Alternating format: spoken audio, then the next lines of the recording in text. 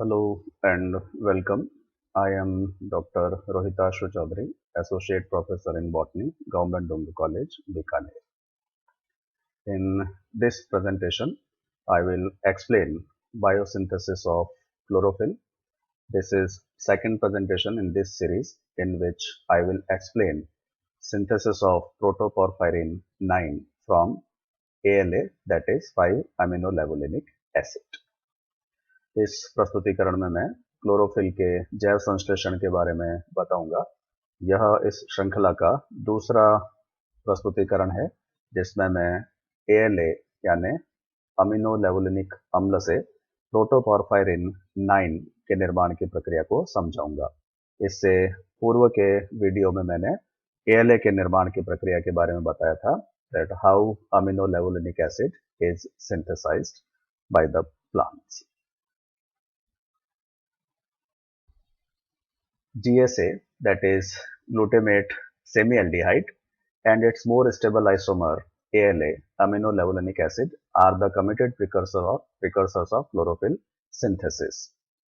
So in earlier video, that is biosynthesis of chlorophyll, the first video of the series, I have explained that glutamate semialdehyde and amino levulinic acid are formed in the mechanism of biosynthesis of chlorophyll. इससे पूर्व के प्रस्तुतिकरण में मैंने आपको बताया था कि किस तरीके से ग्लूटामेट सेमी एल्डिहाइड का निर्माण होता है और उससे अमीनो लेवुलिनिक अम्ल का निर्माण होता है क्लोरोफिल के जैव संश्लेषण की प्रक्रिया में। और इन दोनों का निर्माण या यह दोनों पदार्थ जो है वह क्लोरोफिल के जैव संश्लेषण के लिए विशिष्ट पूर्वगामी पदार्थ है, अर्थात जब इनका निर्माण हो जाता है तो उसके पश्चात क्लोरोफिल के जैव संश्लेषण की प्रक्रिया आवश्यक रूप से संपन्न होती है। The synthesis of ALA and specifically of GSA is the rate controlling step in the pathway, and thus the activities of the enzymes that catalyze these steps are tightly controlled. इन दोनों का निर्माण करने वाली अभिक्रिया यानी अमीनो लेवुलिनिक अम्ल का निर्माण करने वाली अभिक्रिया और विशेष रूप से ग्लूटामेट सेमी एल्डिहाइड का निर्माण करने वाली अभिक्रिया, यह पूरे पर्णहरित के जैव संश्लेषण के पथ में अभिक्रिया का दर नियंत्रित करने वाले पद हैं। अर्थात पूरे क्लोरोफिल के जैव संश्लेषण का दर का जो नियंत्रण होता है वह मुख्यतः इन दो पदों के द्वारा ही होता है, जिसमें क्रमशः GSA का और उसके पश्चात ALA का निर्माण होता है। और इसलिए इन पदों को उत्प्रेरित करने वाले एंजाइम्स को विशिष्ट रूप से नियंत्रित किया जाता है, जिससे कि क्लोरोफिल के जैव संश्लेषण की दर का भलीभांति नियंत्रण किया जा सके। So now as we have already seen how ALA is synthesized, हम ऑलरेडी पूर्व के वीडियो में देख चुके हैं कि किस प्रकार से अमीनो लेवुलिनिक अम्ल का निर्माण होता है। अब अमीनो लेवुलिनिक अम्ल के दो अणु परस्पर संघनित होते हैं, कंडेंस होते हैं, जिसमें दो जल के अणुओं की निकासी होती है, दो जल के अणुओं की हानि होती है और फलस्वरूप पॉर्फोबिलिनोजन नामक पदार्थ निर्मित होता है, जो कि एक मोनोपाइरोल पदार्थ है, अर्थात इसमें एक पाइरोल वलय उपस्थित होती है। और इस अभिक्रिया का उत्प्रेरण पॉर्फोबिलिनोजन सिंथेज नामक एंजाइम के द्वारा होता है। इसी एंजाइम को ALA डिहाइड्रेटेज भी कहा जाता है, क्योंकि इस अभिक्रिया में या इस पद में दो जल के अणुओं की निकासी या हानि होती है, डिहाइड्रेशन होता है। इस कारण से एंजाइम को ALA डिहाइड्रेटेज अर्थात अमीनो लेवुलिनिक एसिड डिहाइड्रेटेज नाम से भी जाना जाता है। तो two molecules of ALA are condensed together with loss of two water molecules, and porphobilinogen is synthesized, which is a monopyrrole compound. The enzyme catalyzing this reaction is called as porphobilinogen synthase or ALA dehydratase because two water molecules are lost in this reaction. This is a dehydration step. So this step is shown here, that is porphobilinogen is synthesized from two molecules of amino levulinic acid. So this is one amino levulinic acid molecule, COH, CH2, CH2, C double bond O, CH2, NH2, and this is second ALA molecule, amino levulinic acid molecule, COH, CH2, CH2, C double bond O, CH2, NH2. So this is one molecule of, this one is first molecule of ALA, and this one is second molecule of ALA. So these two molecules condense together. इन दोनों ALA अणुओं का परस्पर संघनन होता है, अर्थात दोनों आपस में जुड़ जाते हैं, दो जल के अणुओं की निकासी हो जाती है और जो पदार्थ निर्मित होता है वह पोर्फोबिलिनोजन कहलाता है और इसीलिए इस अभिक्रिया का उत्प्रेरण करने वाले एंजाइम को पोर्फोबिलिनोजन सिंथेज नाम दिया जाता है या डिहाइड्रेटेज, क्योंकि इसमें दो जल के अणुओं की निकासी भी होती है। अर्थात प्रत्येक ALA अणु से एक जल के अणु की निकासी होती है, एक जल का अणु इस अमीनो लेवुलिनिक अम्ल से निकलता है और एक जल का अणु इस अमीनो लेवुलिनिक अम्ल से निकलता है। इस कारण से इसे ALA डिहाइड्रेटेज भी कहा जाता है। Now, 4 molecules of porphobilinogen are linked to achieve the tetrapyrrole structure to form hydroxymethylbilane, and in this reaction or step 4 amino groups are lost. There is loss of 4 amino groups. अब अगले पद में पोर्फोबिलिनोजन अर्थात इस पदार्थ के 4 अणु परस्पर जुड़ जाते हैं और एक टेट्रापाइरोल संरचना का निर्माण होता है, अर्थात एक ऐसी संरचना जिसमें 4 पाइरोल वलय उपस्थित होते हैं। जैसा अभी हमने देखा पोर्फोबिलिनोजन में एक पाइरोल वलय निर्मित होती है, तो जब 4 पोर्फोबिलिनोजन मॉलिक्यूल परस्पर जुड़ते हैं तो 4 पाइरोल वलय का निर्माण हो जाता है, 4 पाइरोल वलय परस्पर साथ आ जाते हैं। तो this is first pyrrole ring, this is second pyrrole ring, this is third pyrrole ring, and this is fourth pyrrole ring. In another words, we can say this is first porphobilinogen molecule, this is second porphobilinogen molecule, this is third porphobilinogen molecule, and this is fourth porphobilinogen molecule.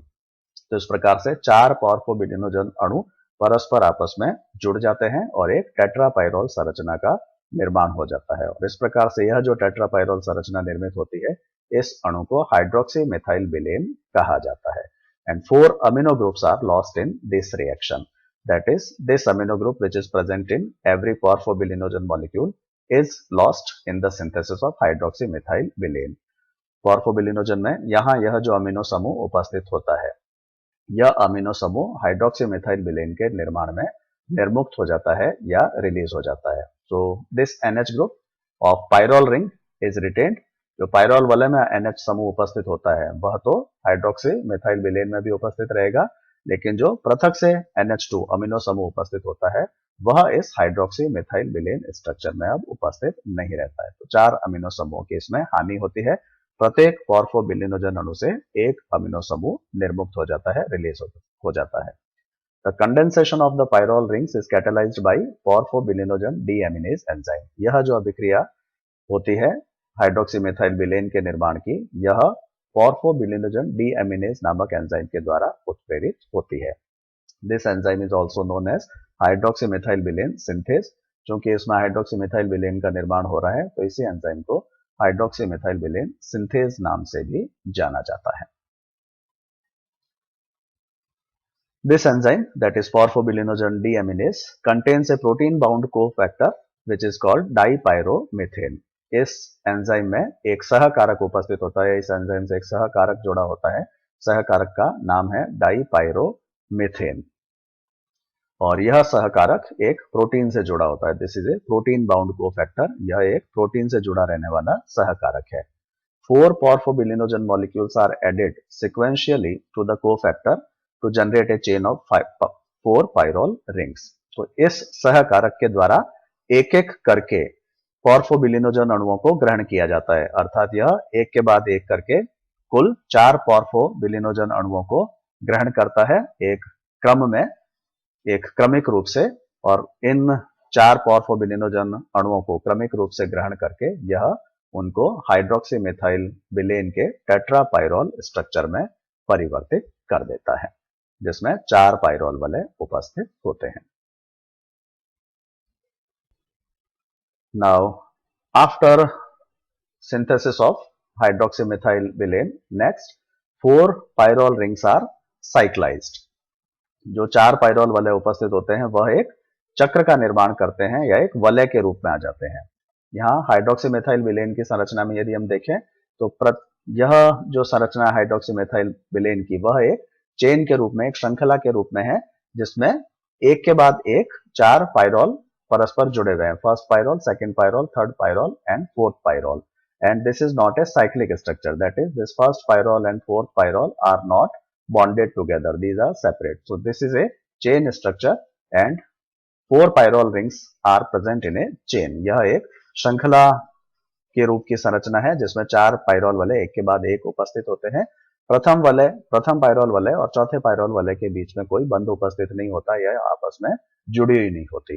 अब अगले पद में यह कार्य संपन्न होता है, अर्थात पहली पायरोल वलय और चौथी पायरोल वलय परस्पर आपस में एक मीथेन ब्रिज के द्वारा जुड़ जाती है, जैसा कि यहाँ पर प्रदर्शित किया गया है। यहाँ पर यह परस्पर जुड़ी हुई नहीं है हाइड्रोक्सी मिथाइल विलेन में, लेकिन इस संरचना के अंदर पहला पायरोल वलय और चौथा पायरोल वलय आपस में मीथेन ब्रिज से जुड़ जाता है। तो in next step the first and fourth pyrrole rings are connected together और linked together by a methane bridge and a cyclic structure is form, जिससे एक चक्रिक संरचना का निर्माण हो जाता है।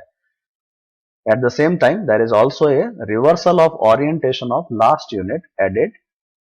साथ ही एक और अंतर जो इसमें आता है वह है कि जो चौथा पायरोल स्ट्रक्चर है, फोर्थ पायरोल रिंग है, फोर्थ पायरोल रिंग का ओरिएंटेशन विपरीत हो जाता है, उल्टा हो जाता है, प्रतीत हो जाता है। The orientation of fourth pyrrole ring is reversed. So as we can see here in hydroxymethyl at this place, here it is propionyl chain, that is CH2 CH2 COH, and here it is acetyl chain, that is CH2 COH. And if we see here, then these two groups or chains have changed their structure. In place of propionyl group, here now we have acetyl group. Here this was propionyl group, whereas at this place it is acetyl group. In hydroxymethylbilane, here it is acetyl group, whereas here it is propionyl group. That is fourth pyrrole ring reversed its orientation. जो चौथा pyrrole वलय होता है वह अपना अभिविन्यास प्रतीत कर लेता है, उल्टा कर लेता है, जिससे एसिटाइल समूह के स्थान पर अब प्रोपियोनाइल समूह आ जाता है और प्रोपियोनाइल समूह के स्थान पर एसिटाइल समूह आ जाता है। इसी को दूसरे शब्दों में कहूं तो मैं ये कह सकता हूं कि जो चौथा पायरोल वलय है वह 180 डिग्री पर रोटेट हो जाता है, 180 डिग्री पर घूम जाता है। Fourth pyrrole ring rotates at 180 degree so that propionyl side chain and acetyl side chain, they change their position. The position of propionyl side chain is occupied by acetyl side chain, and position of acetyl side chain is occupied by propionyl side chain in this structure. And the resultant molecule is called uroporphyrinogen 3. और इस प्रकार से यह जो cyclic अणु निर्मित होता है, इस साइक्लिक अणु को uroporphyrinogen 3 नाम दिया जाता है। So 4 pyrrole rings are then cyclized with reversal of orientation of last unit added by enzyme uroporphyrinogen 3 synthase, resulting into formation of uroporphyrinogen 3. तो इस प्रकार से uroporphyrinogen 3 का निर्माण होता है और इस अभिक्रिया का जो उत्प्रेरण होता है वो uroporphyrinogen 3 synthase एंजाइम के द्वारा होता है।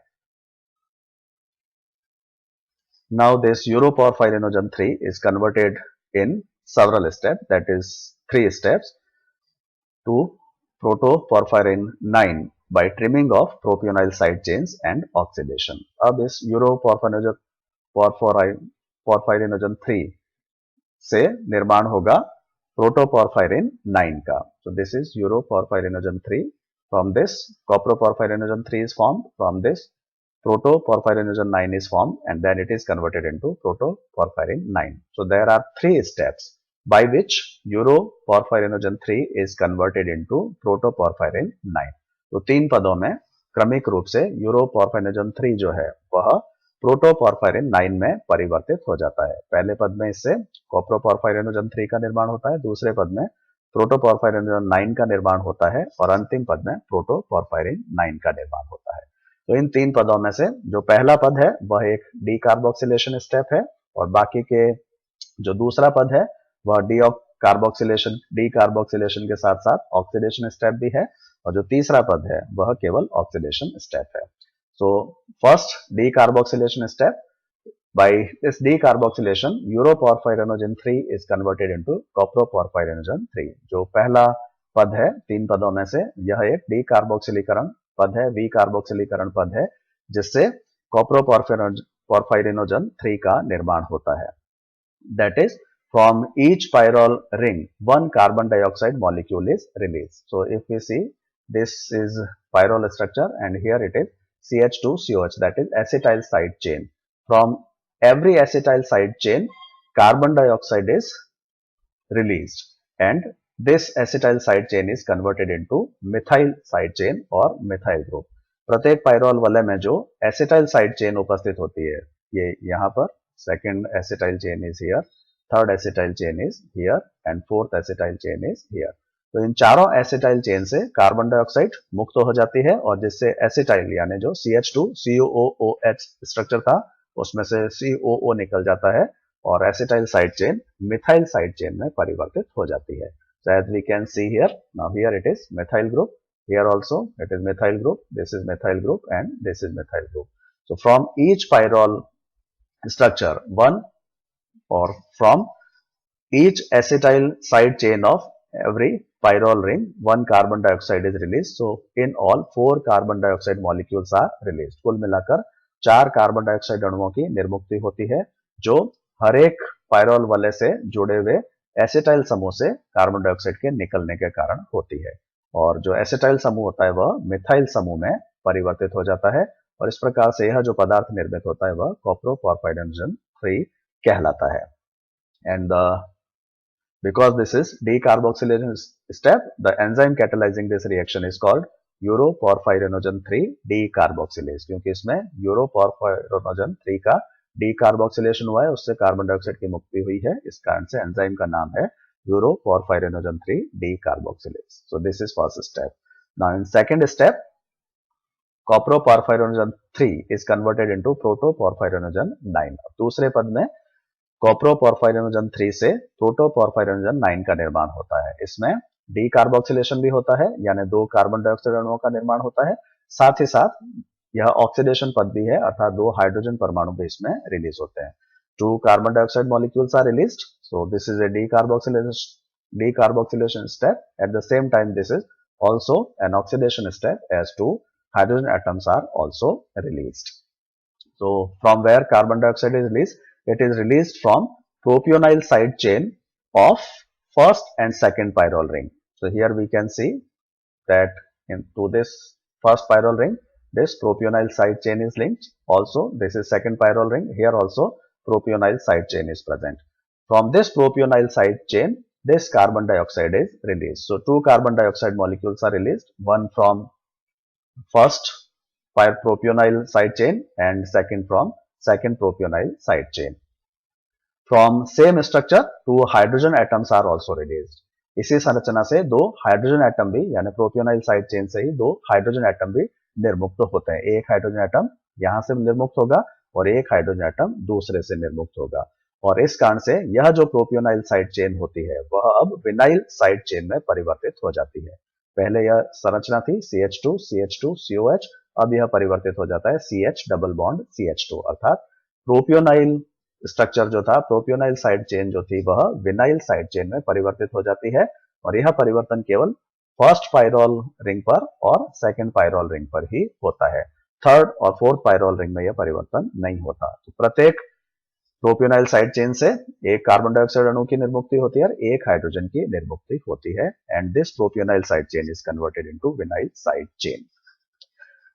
So here it is CH double bond CH2 vinyl side chain. Here also it is converted CH double bond CH2, that is vinyl side chain. So in this way now we can see that at first and second pyrrole ring, this group is methyl group, this group is vinyl group. Here also this is methyl group, this is vinyl group. But on third and fourth, all methyl group is present. तीसरे और चौथे pyrrole वाले पर methyl side chain तो जुड़ा हुआ है लेकिन उनके साथ प्रोपियोनाइल साइड चेन अभी भी जुड़ी हुई है CH2CH2COH CH2CH2COH. So this compound now is known as protoporphyrinogen 9.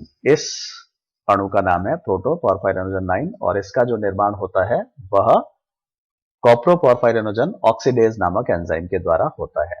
तो यह कॉप्रोपोरफायरिनोजन था, इसका ऑक्सीडेशन भी होता है, डीकार्बोक्सिलेशन भी होता है. Enzyme is known as coproporphyrinogen oxidase and resultant structure is protoporphyrinogen 9. Now the last step is on the oxidation step. जो अंतिम पद है जिसमें प्रोटोपोरफायरिन 9 का निर्माण हो रहा है वह केवल ऑक्सीकरण क्रिया है, अर्थात दो हाइड्रोजन एटम की निर्मुक्ति होती है और यह हाइड्रोजन एटम जो आते हैं वह सेकंड पायरोल वलय में जो नाइट्रोजन के साथ हाइड्रोजन जुड़ा है वह मुक्त हो जाता है। इसी प्रकार से फोर्थ पायरोल रिंग में जो नाइट्रोजन के साथ हाइड्रोजन जुड़ा है वह मुक्त हो जाता है। So here we can say now on second pyrrole ring only nitrogen atom is present. Similarly at fourth pyrrole ring also only nitrogen is present. Hydrogen is removed from this pyrrole ring also and hydrogen is removed from this pyrrole ring also. So two hydrogen are removed. So this is a oxidation step because there is removal of hydrogen. तो इस ऑक्सीकरण क्रिया के द्वारा दूसरे pyrrole वलय में जो नाइट्रोजन के साथ हाइड्रोजन जुड़ा होता है वह रिलीज हो जाता है, निर्मुक्त हो जाता है। इसी प्रकार से चौथे पायरोल वलय में भी जो नाइट्रोजन के साथ हाइड्रोजन जुड़ा हुआ था वह रिलीज हो जाता है। तो यहाँ पर दूसरे और चौथे पायरोल वलय में अब केवल नाइट्रोजन शेष रह जाता है, दो हाइड्रोजन रिलीज हो जाते हैं। तो यह पद भी इस प्रकार से एक ऑक्सीकरण पद है, ऑक्सीडेशन स्टेप है और इसका उत्प्रेरण होता है प्रोटोपोरफायरिनोजन ऑक्सीडेज नामक एंजाइम के द्वारा। This reaction is catalysed by enzyme protoporphyrinogen oxidase and protoporphyrinogen 9 is converted into protoporphyrin 9। तो इस प्रकार से प्रोटोपोरफायरिनोजन 9 से प्रोटोपोरफायरिन 9 का निर्माण हो जाता है। In the complete pathway from glutamate up to synthesis of protoporphyrin 9 has been shown. So this is first step. Glutamate is converted into glutamal tRNA, then glutamate semialdehyde, then aminolevulinic acid, then porphobilinogen is formed, then hydroxymethylbilane, uroporphyrinogen 3, coproporphyrinogen 3, protoporphyrinogen 9 and protoporphyrin 9। प्रत्येक अभिक्रिया में जिस enzyme के द्वारा उत्प्रेरण होता है उस enzyme को रेड इंक में यहाँ प्रदर्शित किया गया है। So these are abbreviated names of enzymes which catalyse these respective steps. यह लाल रंग में जो नाम प्रदर्शित किए गए हैं वह इन सभी अभिक्रियाओं का उत्प्रेरण करने वाले एंजाइम्स के संक्षिप्तीकृत नाम है। साथ में यदि कोई सहकारक भी अभिक्रिया के लिए आवश्यक होता है तो उसको भी साथ में प्रदर्शित किया गया है। उदाहरण के लिए इस पद में जैसे एटीपी की आवश्यकता होती है, यह एक रिडक्टेज एंजाइम है तो NADPH की आवश्यकता होती है। यहाँ पायरिडॉक्सामीन फॉस्फेट की आवश्यकता सहकारक के रूप में होती है। इसी प्रकार से यहाँ डाइपायरोमेथेन की आवश्यकता सहकारक के रूप में होती है। सभी अभिक्रियाओं को विस्तार से मैं पूर्व में समझा चुका हूँ, अतः पुनः इनको यहाँ पर नहीं दोहरा रहा हूँ। So this is how protoporphyrin 9 is formed. Now in next presentation I will explain that how protoporphyrin 9 is converted into chlorophyll। अगले प्रस्तुतिकरण में मैं समझाऊंगा कि किस प्रकार से प्रोटोपोरफायरिन 9 से आगे क्लोरोफिल के जैव संश्लेषण की प्रक्रिया संपन्न होती है। Thanks for watching.